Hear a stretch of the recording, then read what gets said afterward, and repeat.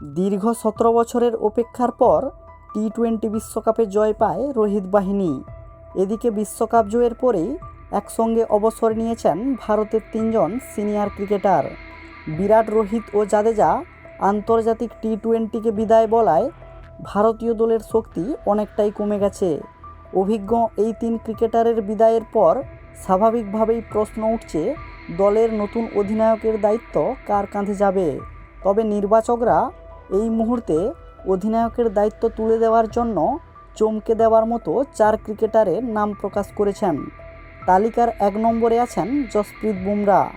টি-20 বিশ্বকাপে তিনি দুরন্ত বোলিং করেছেন। বিশ্বকাপে যেভাবে ভারতীয় দলকে প্রতিনিয়ত ভরসা জুগিয়েছেন তা এক কথায় অবিশ্বাস্য, এবং যখনই টিমের প্রয়োজন পড়েছে তখনই তিনি বল হাতে উইকেট তুলে দিয়েছেন। তাই নির্বাচকদের প্রথম পছন্দ বুমরা। তাছাড়া এর আগেও বেশ কয়েকটি টি-20 সিরিজে তিনি ভারতীয় দলকে নেতৃত্ব দিয়েছেন। তালিকার 2 নম্বরে আছেন হার্দিক পান্ডিয়া। রোহিতের অনুপস্থিতিতে বেশ কয়েকবার আন্তর্জাতিক টি-20তে অধিনায়কত্ব করেছেন। তার নেতৃত্বে 16টি টি-20 খেলে 10টিতে জয় পায় ভারত। আইপিএলেও গুজরাট টাইটান্সকে একবার চ্যাম্পিয়ন ও একবার রানার্স আপ করেছেন। রোহিত, কোহলি, জাদেজার পর আন্তর্জাতিক টি-20তে পান্ডিয়া বর্তমানে ভারতের সবথেকে অভিজ্ঞ ক্রিকেটার। তাই অধিনায়ক হওয়ার দৌড়ে তিনি অনেকটাই এগিয়ে আছেন। তালিকার 3 নম্বরে আছেন কেএল রাহুল।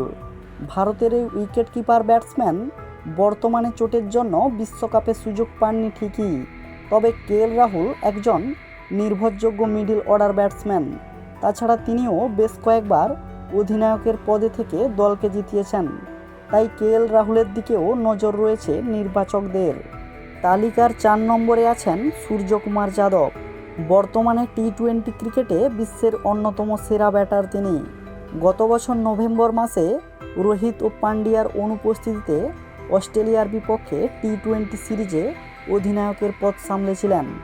ব্যাট হাতে ধারাবাহিক পারফরম্যান্স করা মারকুটে এই ব্যাটসম্যান অধিনায়কের পদ পাওয়ার জন্য নির্বাচকদের তালিকায় রয়েছেন।